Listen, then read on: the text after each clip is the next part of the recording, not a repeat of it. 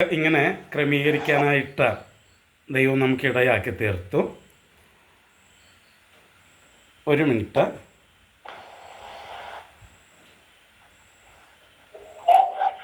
Okay.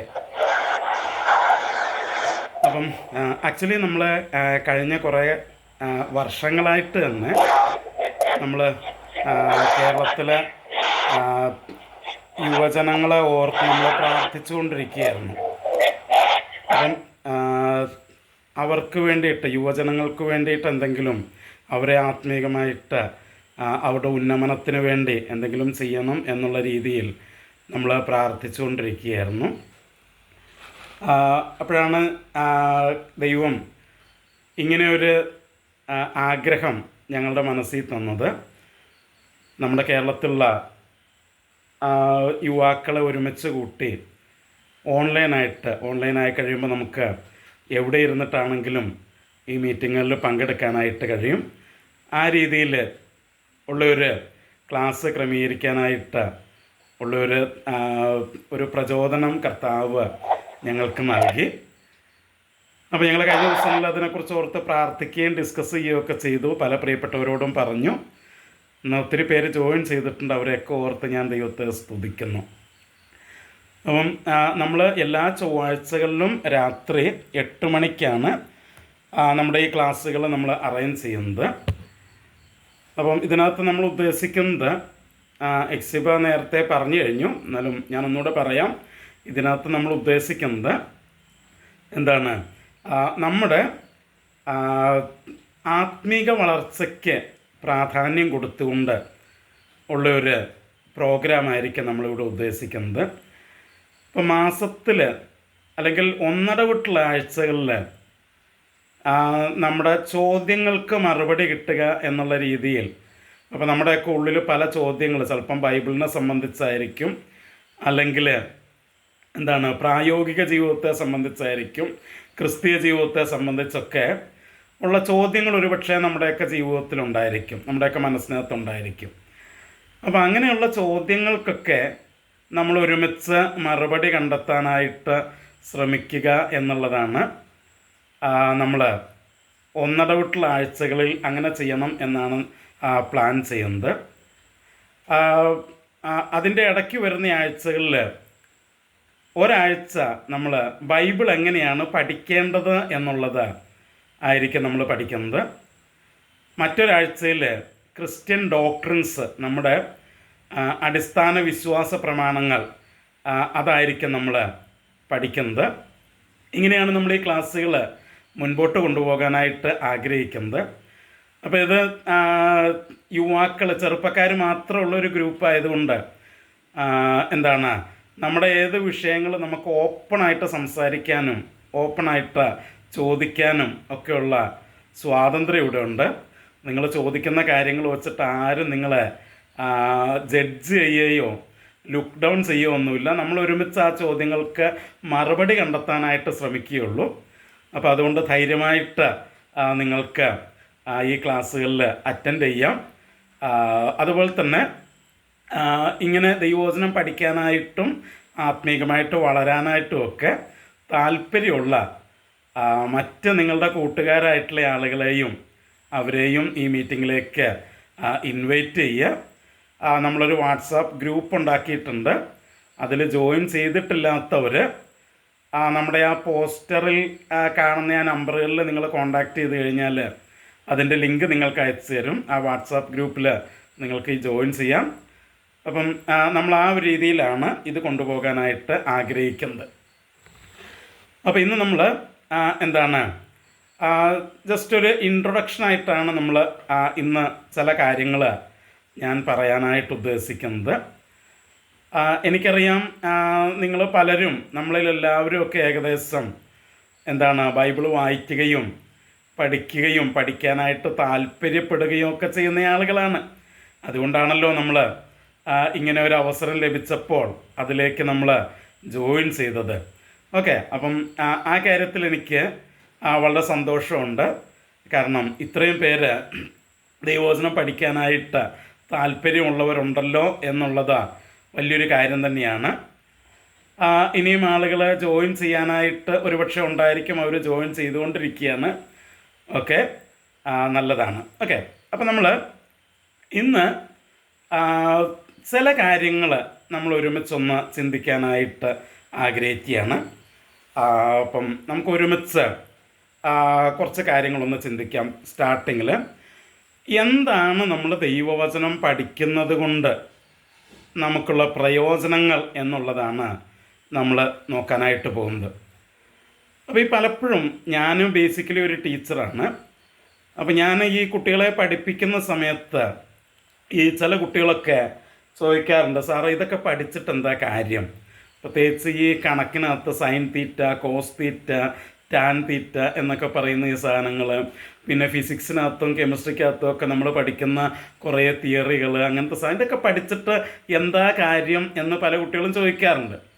അപ്പോൾ പലർക്കും പഠിക്കാനായിട്ട് ഉള്ള താല്പര്യമില്ലാത്തതിൻ്റെ കാരണം തന്നെ ഇത് പഠിച്ചിട്ട് എന്താ കാര്യം എന്ന് അറിയാത്തത് കൊണ്ടാണ്. അപ്പോൾ അതുപോലെ ഒരുപക്ഷെ നമ്മുടെ മനസ്സിനകത്ത് ഒരു ചിന്ത ഉണ്ടാകും, ഈ ബൈബിൾ ഇങ്ങനെ പഠിച്ചിട്ട് എന്താ കാര്യം അല്ലേ? എന്തിനാണ് നമ്മളിത് പഠിക്കുന്നത്? ഇത് പഠിക്കുന്നതുകൊണ്ട് എന്താണ് നമുക്കുള്ള പ്രയോജനം? അപ്പം ഞാൻ അതിങ്ങനെ ചിന്തിച്ച് വന്നു കഴിഞ്ഞപ്പം ഒരു 16 കൂട്ടം കാര്യങ്ങൾ എൻ്റെ മനസ്സിനകത്തേക്ക് വന്നു. ഞാനതിങ്ങനെ എഴുതി വച്ചിട്ടുണ്ട്, പക്ഷേ പേടിക്കൊന്നും വേണ്ട, ഇന്ന് ഈ 16 കൂട്ടം ഞാൻ പറയത്തില്ല. അതിനകത്ത് നമ്മുടെ സമയമുണ്ട്, ആ സമയത്തിനകത്ത് നമ്മൾ നിർത്തും. ബാക്കി ഞാൻ ആ ലിസ്റ്റ് ഞാൻ നമ്മുടെ ഗ്രൂപ്പിനകത്തിടും. നിങ്ങൾക്കത് നോക്കി മനസ്സിലാക്കാനായിട്ട് കഴിയുന്ന രീതിക്ക് ഞാൻ ആ ഗ്രൂപ്പിനകത്ത് ആ ലിസ്റ്റ് ഇടാം. അപ്പം കുറച്ച് കാര്യങ്ങൾ നമ്മൾ നോക്കാനായിട്ട് പോകണം. ബൈബിള് പഠിക്കുന്നത് കൊണ്ട് എന്തൊക്കെയാണ് നമ്മുടെ ജീവിതത്തിലുള്ള പ്രയോജനങ്ങൾ എന്ന് നമ്മൾ നോക്കുക. അപ്പോൾ ഒന്നാമത് ബൈബിള് പഠിക്കുന്നതുകൊണ്ടുള്ള പ്രയോജനം എന്ന് പറയുന്നത് എന്താണെന്ന് വെച്ചാൽ, ബൈബിള് പഠിക്കുന്നതിലൂടെയാണ് നമ്മുടെ ജീവിതത്തിൽ വിശ്വാസം രൂപപ്പെടുന്നത്. അതായത് ഒരു വാക്യം നമുക്കൊന്ന് വായിച്ചു നോക്കാം ബൈബിളിൽ നിന്ന്. റോമാലേഖനം അതിൻ്റെ 10-ാം അധ്യായത്തിലേക്ക് നമ്മൾ വരുമ്പോൾ, റോമാലേഖനം 10-ാം അധ്യായത്തിലേക്ക് നമ്മൾ വരുമ്പോൾ അതിൻ്റെ എത്രാം വാക്യമാണ്? 17-ാം വാക്യം. റോമാലേഖനം 10-ാം അധ്യായത്തിൻ്റെ 17-ാം വാക്യത്തെ നമ്മൾ വായിക്കുന്നു. ആകയാൽ വിശ്വാസം കേൾവിയാലും കേൾവി ക്രിസ്തുവിൻ്റെ വചനത്താലും വരുന്നു.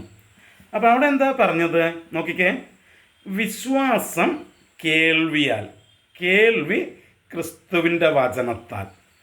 അപ്പോൾ ഈ ക്രിസ്തുവിൻ്റെ വചനം അല്ലെങ്കിൽ ദൈവവചനം നമ്മൾ കേൾക്കുന്നതിലൂടെ നമുക്ക് ലഭിക്കുന്നത് ഒന്നാമത്തെ കാര്യം വിശ്വാസം ലഭിക്കുന്നു. ഈ പല ആളുകളും വിശ്വാസം വർദ്ധിക്കാനായിട്ട് പ്രാർത്ഥിക്കുന്നത് ഞാൻ കണ്ടിട്ടുണ്ട്. പക്ഷെ ബൈബിൾ ഒരിടത്തും പ്രാർത്ഥനയിലൂടെ വിശ്വാസം വർദ്ധിക്കുന്നു എന്ന് ഞാൻ കണ്ടിട്ടില്ല. പ്രാർത്ഥിക്കുമ്പോൾ വിശ്വാസത്തോടുകൂടെ പ്രാർത്ഥിക്കണം എന്ന് കണ്ടിട്ടുണ്ട്. പക്ഷേ പ്രാർത്ഥിക്കുന്നതിലൂടെ വിശ്വാസം വർദ്ധിക്കുന്നു എന്ന് ഞാൻ കണ്ടിട്ടില്ല. എന്നാൽ വിശ്വാസം വർദ്ധിക്കുന്നത് അല്ലെങ്കിൽ വിശ്വാസം വരുന്നത് എങ്ങനെയാണെന്ന് ചോദിച്ചു കഴിഞ്ഞാൽ, നമ്മൾ വായിച്ചത് ദൈവവചനത്തിൻ്റെ കേൾവിയാലാണ്. ദൈവവചനം കേൾക്കുന്നതിലൂടെയാണ് എന്ത് വരുന്നത്? വിശ്വാസം വരുന്നത് എന്നാണ് നമ്മൾ പറഞ്ഞത്. ഇന്ന് പലപ്പോഴും നിങ്ങൾ തന്നെ ചിലപ്പോൾ കേട്ടിട്ടുണ്ടായിരിക്കും, ഞാനും ഒത്തിരി പറയാറുള്ള കാര്യമാണ്. ഇന്ന് പലപ്പോഴും നമ്മുടെ വളർന്നു വരുന്ന പുതിയ തലമുറ അവർ പലപ്പോഴും വിശ്വാസം നഷ്ടപ്പെട്ടു പോകുന്ന ഒരു സാഹചര്യം പലപ്പോഴും നമുക്ക് കാണാനായിട്ട് കഴിയുന്നുണ്ട്. അതൊരു യാഥാർത്ഥ്യമാണ്. നമ്മൾ അംഗീകരിച്ചാലും ഇല്ലെങ്കിലും അതൊരു യാഥാർത്ഥ്യമാണത്. എന്തുകൊണ്ടാണ് എന്ന് ചോദിച്ചാൽ അതിൻ്റെ അടിസ്ഥാനപരമായിട്ടുള്ള കാരണം ഇതാണ്: ദൈവവചനം നമ്മളെ പഠിപ്പിക്കുന്നില്ല എന്നുള്ളതാണ്. അതായത് സാധാരണ എന്താ സംഭവിക്കുന്നതെന്ന് വെച്ച് കഴിഞ്ഞാൽ, നമ്മൾ പോകുന്ന യോഗങ്ങളിലൊക്കെ എന്താ സംഭവിക്കുന്നത് വെച്ചാൽ, എന്തൊക്കെയോ ഒക്കെ അവിടെ ദൈവവചനം സംസാരിക്കുന്നവരെന്തൊക്കെയോ ഒക്കെ പറയുന്നു. അത് നമുക്ക് പലപ്പോഴും ഒട്ടും മനസ്സിലാകാറുമില്ല. എന്താണ് അവിടെ പറഞ്ഞതെന്ന് നമുക്ക് പിടികിട്ടാറുമില്ല. അതിനകത്ത് നമ്മുടെ ഉള്ളിൽ പല ചോദ്യങ്ങളുണ്ടാകും, സംശയങ്ങളുണ്ടാകും, അതിന് മറുപടിയും കിട്ടാറില്ല. ഇങ്ങനെയൊക്കെ പോകുന്നതുകൊണ്ട് പലപ്പോഴും വിശ്വാസം എന്ത് ചെയ്യാണ്, കുറഞ്ഞുകൊണ്ടിരിക്കുക. അപ്പം അതിനുള്ള ഏറ്റവും നല്ല പരിഹാരമെന്ന് പറയുന്നത് ദൈവവചനം നമ്മൾ കേൾക്കുക എന്നുള്ളതാണ്. ഓക്കെ, അപ്പം ഇന്ന് പലപ്പോഴും വചനം പഠിപ്പിക്കപ്പെടുന്നില്ല എന്നുള്ളതാണ് നമ്മുടെ സഭകളിൽ അല്ലെങ്കിൽ നമ്മൾ നേരിടുന്ന ഏറ്റവും വലിയ പ്രശ്നം. നമ്മൾ തന്നെ ഒന്ന് ഓർത്ത് നോക്കിക്കേ. എന്താണ്, നമ്മൾ കേട്ടിട്ടുള്ള ഒത്തിരി പ്രസംഗങ്ങൾ കേട്ടിട്ടുണ്ട്. അതിനകത്തുനിന്ന് നമുക്ക് എന്തെല്ലാം കാര്യങ്ങൾ പഠിക്കാനായിട്ട് പറ്റിയിട്ടുണ്ട്, പലപ്പോഴും വളരെ കുറവാണ്. അപ്പം ദൈവവചനം പഠിക്കുന്നതിലൂടെയാണ് വിശ്വാസം നമ്മുടെ ഉള്ളിൽ ഉണ്ടാകുന്നത്. അപ്പം അതാണ് ഒന്നാമത്തെ കാര്യം. ഇനി രണ്ടാമത്തെ കാര്യം, നിങ്ങളിത് എഴുതിയെടുക്കുന്നില്ലെങ്കിൽ ഞാൻ പറഞ്ഞു, ഞാനിത് ഗ്രൂപ്പിൽ ഇത് പോസ്റ്റ് ചെയ്യും. ഓക്കെ, അതുകൊണ്ട് എഴുതിയെടുക്കാൻ പറ്റാത്തവർ ടെൻഷൻ അടിക്കൊന്നും വേണ്ട, ഞാനിത് ഗ്രൂപ്പിൽ പോസ്റ്റ് ചെയ്യും. ഓക്കെ, അപ്പം രണ്ടാമത്തെ കാര്യം നമ്മൾ പറയുന്നത് ദൈവവചനം പഠിക്കുന്നതിലൂടെയാണ് രക്ഷയിലേക്ക് നാം വരുന്നത്, സാൽവേഷനിലേക്ക് നാം വരുന്നത്, അല്ലേ? എന്താണ്, നമുക്കൊരു വാക്യം ഒന്ന് വായിച്ചു നോക്കാം. 2 തിമോഥെയോസിൻ്റെ ലേഖനം, അപ്പോസ്തലനായ പൗലോസ് തിമോഥെയോസിന് എഴുതിയ 2-ാം ലേഖനം, അതിൻ്റെ 3-ാം അധ്യായത്തിലേക്ക് വരുമ്പോൾ 3-ാം അധ്യായത്തിൻ്റെ എന്താണ്, അതിൻ്റെ 15-ാം വാക്യമാണ് ഞാൻ വായിക്കാനായിട്ട് പോകുന്നത്. 14-ാം വാക്യം, 14-ഉം 15-ഉം ഒരുമിച്ച് വായിക്കാം. അവിടെ പറയുന്നത്, നീയോ ഇന്നവരോട് പഠിച്ചു എന്ന് ഓർക്കുകയും ക്രിസ്തുവേശുവിലുള്ള വിശ്വാസത്താൽ നിന്നെ രക്ഷയ്ക്ക് ജ്ഞാനിയാക്കുവാൻ മതിയായ തിരുവെഴുത്തുകളെ ബാല്യം മുതൽ അറിയുകയും ചെയ്യുന്നതുകൊണ്ട്. അപ്പം തിരുവെഴുത്തുകൾ എന്ത് ചെയ്യുന്നു? നമ്മളെ രക്ഷയ്ക്ക് ജ്ഞാനിയാക്കി തീർക്കുന്നു.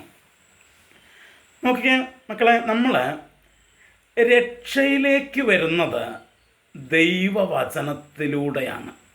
മറ്റ് പല വാക്യങ്ങളും ഉണ്ട്, ഞാനത് ഗ്രൂപ്പിൽ പോസ്റ്റ് ചെയ്യുമ്പോൾ നിങ്ങൾക്ക് ആ വാക്യങ്ങൾ കിട്ടും. നമ്മൾ രക്ഷയിലേക്ക് വരുന്നത് ദൈവവചനത്തിലൂടെയാണ്.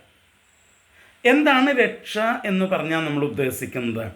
ഏറ്റവും ലളിതമായിട്ടുള്ള വാക്കുകളിൽ പറഞ്ഞാൽ രക്ഷ എന്നുള്ളത് കൊണ്ട് നമ്മൾ ഉദ്ദേശിക്കുന്നത് നമ്മുടെ പാപത്തിൻ്റെ, തെറ്റുകളുടെ ശിക്ഷയിൽ നിന്നുള്ള വിടുതലാണ്. നമ്മൾ ആരെങ്കിലും തെറ്റ് ചെയ്യാത്തവരായിട്ടുണ്ടോ? ഞാനില്ല കേട്ടോ. ഞാൻ എന്തുമാത്രം തെറ്റുകൾ ചെയ്യുന്നുണ്ടെന്ന് എനിക്കറിയാം.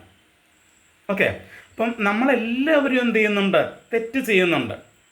അപ്പം ഈ തെറ്റ് ചെയ്യുന്നതിൻ്റെ ശിക്ഷയ്ക്ക് നമ്മൾ യോഗ്യരാണ്. എന്താണ് തെറ്റിൻ്റെ ശിക്ഷ എന്ന് അറിയാമോ നിങ്ങൾക്ക്?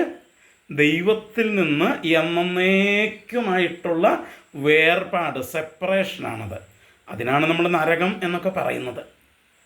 എന്നാൽ ദൈവം നമ്മളെ അതിൽ നിന്ന് വിടുവിക്കാനായിട്ട് തൻ്റെ പുത്രനായ യേശുവിനെ ഈ ലോകത്തിലേക്ക് അയച്ചു. ആ യേശു നമ്മുടെ തെറ്റുകളുടെ എല്ലാം ശിക്ഷ സ്വന്തം ശരീരത്തിൽ ഏറ്റെടുത്തുകൊണ്ട് നമ്മൾ മരിക്കേണ്ട സ്ഥലത്ത്, നമ്മുടെ സ്ഥാനത്ത് നമുക്ക് പകരമായിട്ട് യേശു എന്ത് ചെയ്തു? മരിച്ചു. അത് നമ്മൾ മനസ്സിലാക്കുന്നത് ഈ തിരുവെഴുത്തിലൂടെ, ദൈവവചനത്തിലൂടെയാണ്. പലപ്പോഴും യേശു മരിച്ചു എന്നുള്ളത് ഒരു യാന്ത്രികമായിട്ട് നമ്മളിങ്ങനെ ചിന്തിച്ചു പോകുന്നു എന്നല്ലാതെ അതിൻ്റെ ഉള്ളിലേക്ക് നമുക്ക് ഇറങ്ങാനായിട്ട് പറ്റിയിട്ടില്ല. കാരണം ദൈവവചനത്തിലൂടെയാണ് അത് നമുക്ക് ലഭിക്കുന്നത്.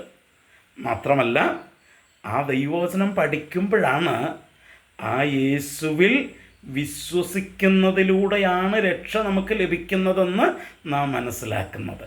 അപ്പം ദൈവവചനം പഠിക്കുന്നതിലൂടെ നമുക്ക് ലഭിക്കുന്ന രണ്ടാമത്തെ കാര്യം, ദൈവത്തിൻ്റെ വചനം നമ്മെ രക്ഷയിലേക്ക് നയിക്കുന്നു. അപ്പോൾ ഒന്നാമത്തത്, ദൈവത്തിൻ്റെ വചനം നമ്മുടെ ജീവിതത്തിൽ വിശ്വാസം ഉണ്ടാക്കുന്നു, വിശ്വാസത്തിൽ നമ്മെ ഉറപ്പിക്കുന്നു. 2, ദൈവത്തിൻ്റെ വചനം ചെയ്യുന്നത് അത് നമ്മളെ രക്ഷയിലേക്ക് നടത്തുന്നു. രക്ഷ നമുക്ക് അനുഭവിക്കാനായിട്ട് നമുക്ക് കഴിയുന്നു. അല്ലേ? പലപ്പോഴും എന്താണ് നമുക്ക് പലപ്പോഴും എന്താണ് രക്ഷിക്കപ്പെട്ടു എന്നുള്ള കാര്യം അല്ലെങ്കിൽ രക്ഷിക്കപ്പെടുന്നത് എങ്ങനെയാണ് എന്നൊന്നും പലപ്പോഴും നമുക്കറിയില്ല എന്നുള്ളതാണ്. ഞാൻ പലയിടത്തും ക്ലാസ് എടുക്കാനായിട്ടൊക്കെ പോകുമ്പോൾ പലരോടും ചോദിക്കാറുണ്ട്, സത്യത്തിൽ രക്ഷിക്കപ്പെടാനായിട്ട് എന്താണ് ചെയ്യേണ്ടത് എന്ന് ചോദിക്കുമ്പോൾ പലർക്കും അറിയില്ല എന്നുള്ളതാണ്. പലർക്കും അറിയില്ല. എന്നാൽ ദൈവവചനം പഠിക്കുന്നതിലൂടെ നമുക്ക് രക്ഷ എന്താണ്, എങ്ങനെയാണ് രക്ഷിക്കപ്പെടാനായിട്ട് കഴിയുന്നത് എന്നുള്ള കാര്യങ്ങളൊക്കെ നമുക്ക് മനസ്സിലാക്കാനായിട്ട് സാധിക്കും. മൂന്നാമത്, ദൈവവചനം പഠിക്കുന്നത് കൊണ്ട് നമുക്കുള്ള പ്രയോജനം എന്ന് പറയുന്നത് അപ്പോസ്തലനായ യോഹന്നാൻ എഴുതിയ 1-ാം ലേഖനം അതിൻ്റെ 5-ാം അധ്യായത്തിൻ്റെ യോഹന്നാൻ 5-ന്റെ 13-ാം വാക്യം. 1 യോഹന്നാൻ 5-ന്റെ 13 എന്താണ് അവിടെ നമ്മൾ വായിക്കുന്നത് നോക്കാം.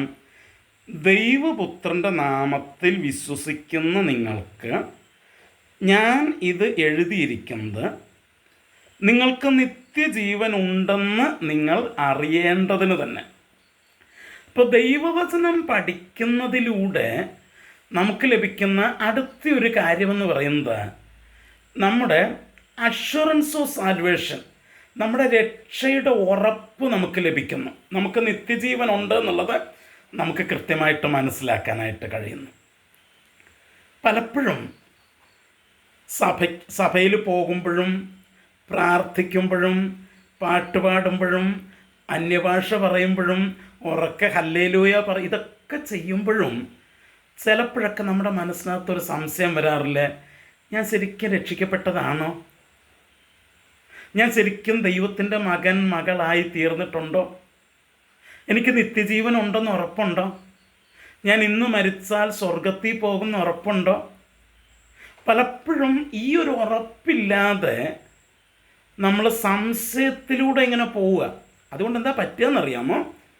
നമ്മുടെ ആത്മീക ഊർജം നഷ്ടപ്പെട്ടുകൊണ്ടിരിക്കും, നമ്മുടെ ആത്മീക സന്തോഷം നഷ്ടപ്പെട്ടുകൊണ്ടിരിക്കും.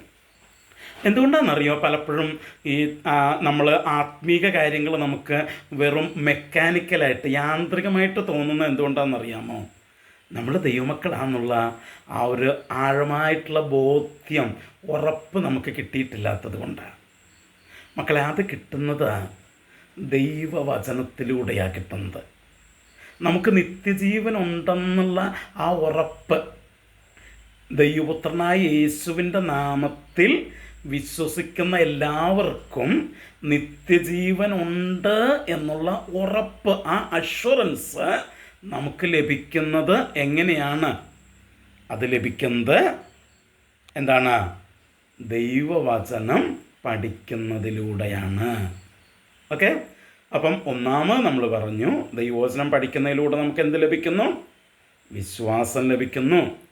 രണ്ടാമത് നമ്മൾ പറഞ്ഞു, ദൈവവചനം പഠിക്കുന്നതിലൂടെ നമുക്ക് എന്ത് ലഭിക്കുന്നു? രക്ഷയിലേക്ക് നമ്മൾ വരുന്നു. മൂന്നാമത് നമ്മൾ പറഞ്ഞു, ദൈവവചനം പഠിക്കുന്നതിലൂടെ എന്താ സംഭവിക്കുന്നത്? നമുക്ക് രക്ഷയെക്കുറിച്ചും നിത്യജീവനെക്കുറിച്ചുമുള്ള ഉറപ്പ് നമുക്ക് ലഭിക്കുന്നു. ഇനി നാലാമത്തെ കാര്യം എന്താണെന്ന് ചോദിച്ചാൽ, നമ്മൾ പറയുന്നത് ഒരു വാക്യം നമുക്ക് വായിക്കാം. അപ്പോസ്തലനായ പത്രോസ് എഴുതിയ 1-ാം ലേഖനം അതിൻ്റെ 2-ാം അധ്യായത്തിൻ്റെ 2-ാം വാക്യം. അവിടെ നമ്മൾ വായിക്കുന്നത് നമുക്കൊക്കെ പരിചയമുള്ളൊരു വാക്യമാണത്. അവിടെ വായിക്കുന്നത്, ഇപ്പോൾ ജനിച്ച ശിശുക്കളെ പോലെ രക്ഷയ്ക്കായി വളരുവാൻ വചനമെന്ന മായമില്ലാത്ത പാൽ കുടിപ്പാൻ വാഞ്ചിപ്പിൻ. അപ്പം വചനമെന്ന മായമില്ലാത്ത പാല് കുടിക്കുന്നതിലൂടെ നമുക്കെന്ത് ലഭിക്കും? ആത്മീക വളർച്ച ലഭിക്കും, സ്പിരിച്വൽ ഗ്രോത്ത്. ഞാൻ പറയുന്നത് മനസ്സിലാവുന്നുണ്ടോ? അപ്പം ആത്മീകമായിട്ട് വളരാൻ നമുക്ക് കഴിയണമെന്നുണ്ടെങ്കിൽ നമുക്കെന്ത് വേണം? വചനം പഠിക്കാനായിട്ട് വചനം പഠിക്കണം നമ്മൾ. വചനം പഠിക്കുന്നതിലൂടെയാണ് നമ്മൾ എന്ത് ചെയ്യുന്നത്? ആത്മീകമായിട്ട് വളരുന്നത്. ഓക്കെ, പലപ്പോഴും നമുക്ക് തന്നെ തോന്നാറില്ലേ, നമ്മുടെ ആത്മീക വളർച്ചയിൽ നമുക്ക് തന്നെ ഒരു അതൃപ്തി തോന്നാറില്ലേ? മറ്റു പലരെയും നോക്കിയിട്ട് നമ്മളെ തന്നെ അവരുമായിട്ട് കമ്പയർ ചെയ്തിട്ട് അയാളെപ്പോലെ ആകാൻ എനിക്ക് പറ്റുന്നില്ലല്ലോ എന്നൊക്കെ നമ്മൾ ചിന്തിക്കാറില്ലേ? മക്കളെ, അതിനുള്ള ഒറ്റ പരിഹാരം എന്താണെന്നറിയാമോ? വചനം പഠിക്കുക. വചനം പഠിക്കുമ്പോൾ എന്ത് സംഭവിക്കുന്നു? നമ്മൾ ആത്മീകമായിട്ട് വളരുകയാണ് ചെയ്യുന്നത്. ഓക്കെ, അപ്പോൾ അതാണ് 4ാമത്തെ കാര്യം. ഇനി 5ാമത്തെ കാര്യം, ഞാൻ ഒരു 6 കാര്യങ്ങൾ പറഞ്ഞിട്ട് ഞാൻ നിർത്തും. 5ാമത്തെ കാര്യം, അത് നമ്മൾ പഴയ നിയമത്തിലേക്ക് നമ്മളൊന്ന് പോവുകയാണ്. പഴയ നിയമത്തിൽ 119 സങ്കീർത്തനം അതിൻ്റെ എത്രാം വാക്യമാണ്? 11 വാക്യം. 119 സങ്കീർത്തനത്തിൻ്റെ 11 വാക്യം. അവിടെ നമ്മൾ വായിക്കുന്നത് എന്താണെന്നറിയാമോ? അവിടെ നമ്മൾ വായിക്കുന്നത് എങ്ങനെയാണ്? ഞാൻ നിന്നോട് പാപം ചെയ്യാതിരിക്കേണ്ടതിന് നിൻ്റെ വചനത്തെ എൻ്റെ ഹൃദയത്തിൽ സംഗ്രഹിച്ചിരിക്കുന്നു. അപ്പം വചനം പഠിക്കുമ്പോൾ നമുക്ക് ലഭിക്കുന്ന അടുത്ത കാര്യം എന്ന് പറയുന്നത് പാപം ചെയ്യാതെ ജീവിക്കാനുള്ള കഴിവ് നമുക്ക് ലഭിക്കുന്നു. മറ്റൊരർത്ഥത്തിൽ പറഞ്ഞാൽ പാപം ചെയ്യാനുള്ള പ്രലോഭനങ്ങളെ, ടെംപ്റ്റേഷൻസിനെ ജയിക്കാനായിട്ട്, ഓവർകം ചെയ്യാനായിട്ട് നമുക്ക് പറ്റുന്നു. നമ്മളൊക്കെ പലപ്പോഴും ചിന്തിച്ചിട്ടില്ല, എന്തുകൊണ്ടാണ് നമുക്ക് പാപത്തെ ജയിക്കാനായിട്ട് പറ്റാത്തതെന്ന്? നമ്മൾ സഭയിൽ പോകുമ്പോഴും നമ്മൾ അവിടുത്തെ പാട്ട് പാടുകയും അന്യഭാഷ ഒക്കെ ചെയ്യുമ്പോഴും പലപ്പോഴും നമ്മുടെ ജീവിതത്തിൽ പാപത്തെ ജയിക്കാനായിട്ട് പറ്റാതെ വരാറില്ലേ മക്കളെ? എന്തുകൊണ്ടാണ് നമ്മൾ പലപ്പോഴും ചിന്തിക്കാറില്ലേ? എന്തുകൊണ്ടാണെന്നറിയാമോ? വചനം നമ്മുടെ ഹൃദയത്തിലില്ലാത്തത് കൊണ്ടാണ്. കാരണം വചനം നമ്മുടെ ഹൃദയത്തിലുണ്ടെങ്കിൽ പാപത്തെയും പ്രലോഭനങ്ങളെയും ജയിക്കാനായിട്ട് വചനം നമ്മളെ സഹായിക്കും. ഓക്കെ, അപ്പോൾ നമ്മളിപ്പം എത്ര കാര്യങ്ങൾ പറഞ്ഞു? 5 കാര്യങ്ങൾ. വചനം വിശ്വാസം നമുക്ക് നൽകുന്നു, രക്ഷയിലേക്ക് നമ്മളെ നടത്തുന്നു, ആ രക്ഷയുടെ നിത്യജീവൻ്റെ ഉറപ്പ് നമുക്ക് നൽകുന്നു, ആത്മീക വളർച്ച ഉണ്ടാക്കുന്നു. 5ാമത് പറഞ്ഞു, പാപത്തെയും പ്രലോഭനങ്ങളെയും ജയിക്കാനായിട്ട് നമ്മളെ സഹായിക്കുന്നു. 6ാമത്തെ കാര്യം അതുകൂടെ പറഞ്ഞിട്ട് ഞാൻ ഇന്നത്തെ ക്ലാസ് നിർത്തുക. സ്റ്റാർട്ടിങ്ങിൽ ആദ്യത്തെ ക്ലാസ് ആയതുകൊണ്ട് നമ്മളധികം മുമ്പോട്ടേക്ക് കൊണ്ടുപോകാനായിട്ട് ആഗ്രഹിക്കുന്നില്ല. 6ാമത്തെ കാര്യം നമ്മൾ വായിക്കുന്നത് 2 തിമോഥെയോസിൻ്റെ ലേഖനമാണ്. നമുക്കൊന്ന് എടുക്കാമത്. 2 തിമോഥെയോസിൻ്റെ ലേഖനം അതിൻ്റെ 3-ാം അധ്യായത്തിൻ്റെ 2 തിമോഥെയോസിൻ്റെ ലേഖനം 3-ാം അധ്യായത്തിൻ്റെ 16-17 വാക്യങ്ങളാണ് നമ്മൾ വായിക്കാനായിട്ട് പോകുന്നത്. 2 തിമോഥെയോസിൻ്റെ ലേഖനം 3-ാം അധ്യായത്തിൻ്റെ 16-17 വാക്യങ്ങൾ. അവിടെ നമ്മളിങ്ങനെയാണ് വായിക്കുന്നത്: എല്ലാ തിരുവെഴുത്തും ദൈവശ്വാസീയമാകയാൽ ദൈവത്തിൻ്റെ മനുഷ്യൻ സകല സൽപ്രവൃത്തിക്കും വക പ്രാപിച്ച് തികഞ്ഞവനാകേണ്ടതിന് ഉപദേശത്തിനും ശാസനത്തിനും ഗുണീകരണത്തിനും നീതിയിലെ അഭ്യാസത്തിനും പ്രയോജനമുള്ളതാകുന്നു. അപ്പോൾ അവിടെ പറഞ്ഞ ഒരു കാര്യം ഞാനൊന്ന് പറഞ്ഞിട്ട് പോകാം. അവിടെ പറഞ്ഞത് എല്ലാ തിരുവെഴുത്തും ദൈവശ്വാസീയമാണ്. All scriptures are inspired by God or God breath. ദൈവം നിശ്വസിച്ചതാണ് എന്താ തിരുവെഴുത്തുകൾ എന്നാണ് പറയുന്നത്. എന്താ മക്കളെ അതിൻ്റെ അർത്ഥം? അതിൻ്റെ അർത്ഥം ഇതാണ്. നമ്മൾ ക്രിസ്ത്യൻ ഡോക്ട്രിൻസ് നമ്മൾ പഠിക്കുമ്പോൾ അത് വിശദമായിട്ട് നമ്മൾ പഠിക്കും. ബൈബിളിനെ കുറിച്ച് പഠിക്കുമ്പോൾ നമ്മൾ വിശദമായിട്ട് പഠിക്കും. എന്നാലും ഇവിടെ ഞാൻ ജസ്റ്റ് ഒന്ന് പറഞ്ഞിട്ട് പോകാം. അതായത് അത് ദൈവത്തിൻ്റെ ഉള്ളിൽ നിന്ന് വന്നതാണ് എന്നാണ് അതിൻ്റെ അർത്ഥം. ഈ ബൈബിള് ഏതെങ്കിലും മനുഷ്യരുടെ ചിന്തയിൽ നിന്ന് വന്നത് അല്ല. ഓക്കെ, നമ്മളത് വിശദമായിട്ട് പഠിക്കും, കാര്യങ്ങളൊക്കെ പഠിക്കും നമ്മൾ. ഓക്കെ, പിന്നെന്താണ്? ദൈവത്തിൽ നിന്ന് വന്നത്, ദൈവത്തിൽ നിന്ന് വന്നതാണ്, ദൈവത്തിൻ്റെ ഉള്ളിൽ നിന്ന് വന്നതാണ്.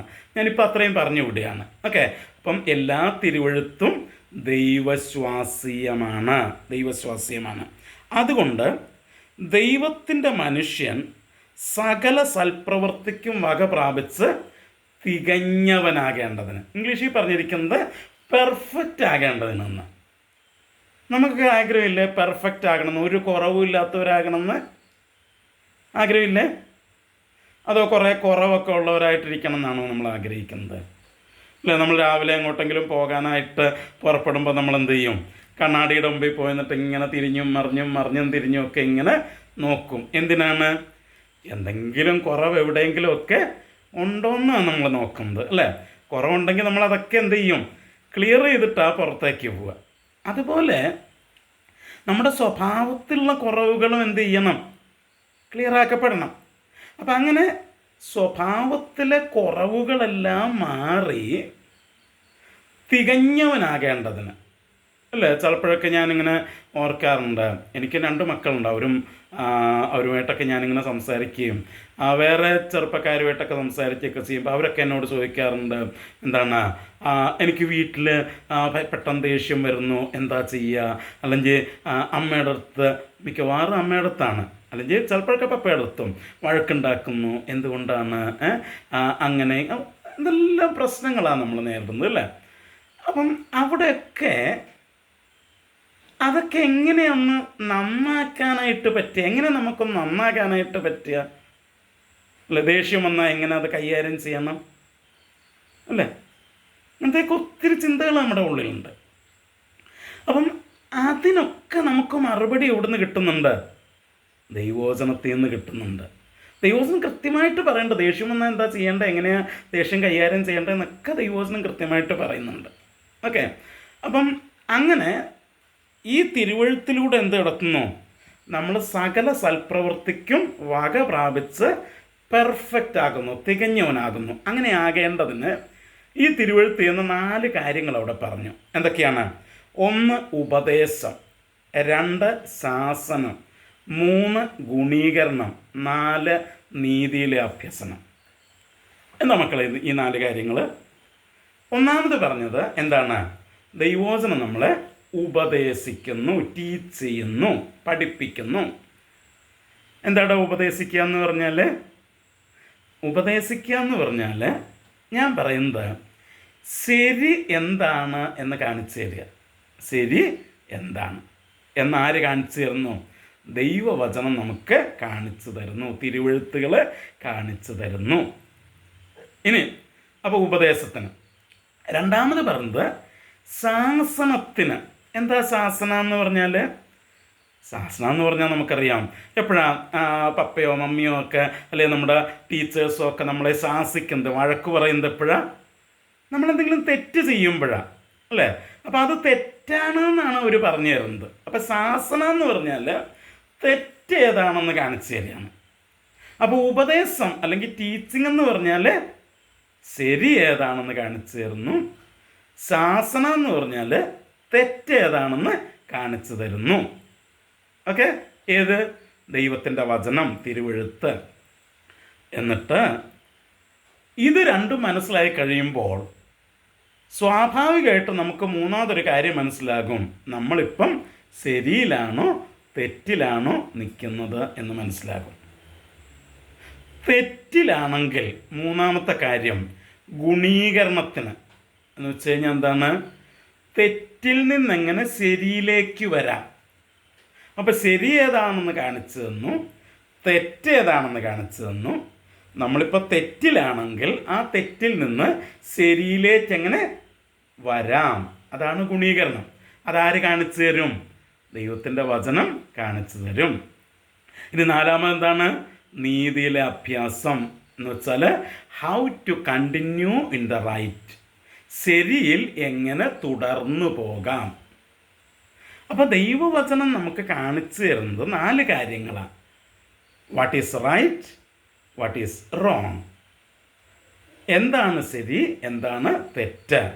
അപ്പോൾ നമ്മൾ തെറ്റിലാണ് നിൽക്കുന്നതെങ്കിൽ how to come back into the right, ശരിയിലേക്ക് എങ്ങനെ തിരിച്ചു വരാം, ശരിയിലേക്ക് എങ്ങനെ തിരിച്ചു വരാം. എന്നിട്ട് പിന്നെന്താണ്, പിന്നെ how to continue in the right, ശരിയിൽ എങ്ങനെ തുടർന്നു പോകാം. ഈ 4 കാര്യങ്ങൾ തിരുവെഴുത്ത് പഠിക്കുന്നതിലൂടെ നമുക്ക് കിട്ടുന്നു. ഓക്കെ, അപ്പോൾ ഞാൻ ഇന്നിവിടെ അവസാനിപ്പിക്കുക. അപ്പോൾ നമ്മൾ 6 കാര്യങ്ങളാണ് ഇന്ന് പറഞ്ഞത്. 16 കാര്യം ഞാൻ നോട്ട് ചെയ്തതിൽ 6 കാര്യങ്ങളാണ് പറഞ്ഞത്. ബാക്കി എല്ലാം കൂടെ ഞാൻ ഗ്രൂപ്പിലേക്ക് പോസ്റ്റ് ചെയ്യാം. ബാക്കി നിങ്ങൾ തന്നെ പഠിക്കുക. ഓക്കെ, എന്തൊക്കെ പറഞ്ഞു? 1, വിശ്വാസം ഉണ്ടാകുന്നു. 2, രക്ഷയിലേക്ക് വരുന്നു. 3, രക്ഷയുടെ ഉറപ്പ്, നിത്യജീവൻ നമുക്കുണ്ടെന്നുള്ള ഉറപ്പ് കിട്ടുന്നു. 4, ആത്മീകമായിട്ട് വളരാൻ നമ്മളെ സഹായിക്കുന്നു. 5, പാപത്തിൻ്റെ മേലും പ്രലോഭനങ്ങളുടെ മേലും ജയിക്കാനായിട്ട് സഹായിക്കുന്നു. 6, നല്ല പ്രവൃത്തി ചെയ്യാൻ തക്കവണ്ണം അത് നമ്മളെ ഉപദേശിക്കുകയും ശാസിക്കുകയും ഗുണീകരിക്കുകയും നീതിയിലെ അഭ്യാസത്തിലേക്ക് നമ്മളെ നടത്തുകയും ചെയ്യുന്നു. ഓക്കെ, അപ്പം ഇതൊക്കെയാണ് ബൈബിൾ പഠിക്കുന്നതുകൊണ്ടുള്ള ചില പ്രയോജനങ്ങൾ. ഓക്കെ, അപ്പം നമ്മൾ വരുന്ന ദിവസങ്ങളിൽ നമ്മൾ ബൈബിൾ പഠിക്കാനായിട്ട് പോവാണ്. ഓക്കെ, അപ്പം സന്തോഷമായിട്ട് എല്ലാവരും കൃത്യസമയത്ത് തന്നെ ജോയിൻ ചെയ്യണം. 8 മണിക്ക് തന്നെ നമ്മൾ തുടങ്ങും. ഏകദേശം 1 മണിക്കൂറായിരിക്കും നമ്മൾ ക്ലാസ് വെക്കുന്നത്. അപ്പം 8 മണി തൊട്ട് ഏകദേശം 9 മണിയോടുകൂടെ 9 മണിക്ക് അതിനപ്പുറത്തേക്ക് പോകത്തില്ല. അതുവരെയായിരിക്കും നമ്മുടെ ക്ലാസ് ഉണ്ടാവുക. അപ്പം ഇന്ന് ഞാൻ പറഞ്ഞ പോലെയൊന്നുമല്ല, നമ്മളൊരു ഇൻട്രാക്റ്റീവ് ഒരു ചർച്ച ചെയ്യുക. ഓക്കെ, ഡിസ്കസ് ചെയ്തിട്ടായിരിക്കും കാര്യങ്ങൾ കൊണ്ടുപോകുന്നത്. നിങ്ങളുടെ കാര്യങ്ങൾ നിങ്ങൾക്ക് പറയാം, എനിക്ക് പറയാനുള്ള കാര്യങ്ങൾ ഞാൻ പറയും. നമ്മൾ ഒരുമിച്ച് കാര്യങ്ങൾ പഠിച്ചിങ്ങനെ മുമ്പോട്ടേക്ക് പോയിരിക്കും. അല്ലാതെ ഇങ്ങനെ ക്ലാസ് കേട്ടോണ്ടിരിക്കുകയല്ല. ഇന്നിപ്പോൾ ആദ്യത്തെ ക്ലാസ് ആയതുകൊണ്ടാണ് ഞാനിങ്ങനെ പോയത്. അടുത്ത ദിവസം തൊട്ട് നമ്മൾ എല്ലാവരും കൂടിയാണ് നമ്മൾ എന്ത് ചെയ്യുന്നത്, പഠിക്കുന്നത്. ഒരാൾ പറയുന്നത് കേട്ടോണ്ടിരിക്കുകയല്ല, നമ്മളെല്ലാവരും അതിനകത്ത് എന്ത് ചെയ്യും, പാർട്ടിസിപ്പേറ്റ് ചെയ്ത് പഠിക്കും. ഓക്കെ, അപ്പം അങ്ങനെ ആയിരിക്കും നമ്മൾ പോകുന്നത്. അപ്പം കർത്താവിന് വെച്ചാൽ എനിക്ക് തോന്നുന്നു അടുത്ത ആഴ്ച വേണമെന്നുണ്ടെങ്കിൽ നിങ്ങളുടെ ചോദ്യങ്ങളുമായിട്ട് നമുക്ക് കണ്ടുമുട്ടാം. നിങ്ങൾക്ക് ഒത്തിരി ചോദ്യങ്ങളൊക്കെ ചിലപ്പോൾ കാണുമായിരിക്കും. അപ്പോൾ ആ ചോദ്യങ്ങൾ നിങ്ങൾക്ക് ചോദിക്കാം. നമ്മുടെ സമയത്തിൻ്റെ ലഭ്യതയ്ക്കനുസരിച്ച് ആ ചോദ്യങ്ങൾക്ക് മറുപടി കണ്ടെത്താൻ ശ്രമിക്കാം. പിന്നെയും വരുന്ന ചോദ്യങ്ങൾ അത് കഴിഞ്ഞിട്ടുള്ള ക്ലാസ്സിലേക്ക് നമുക്ക് മാറ്റിവെക്കാം. ഓക്കെ, ഇത്ര നേരം പങ്കെടുത്ത എല്ലാ പ്രിയപ്പെട്ടവർക്കുള്ള നന്ദിയും സ്നേഹവും അറിയിക്കുന്നു. ദൈവം നമ്മെ ധാരാളമായിട്ട് അനുഗ്രഹിക്കട്ടെ. എക്സിബ ബാക്കി കാര്യങ്ങൾ.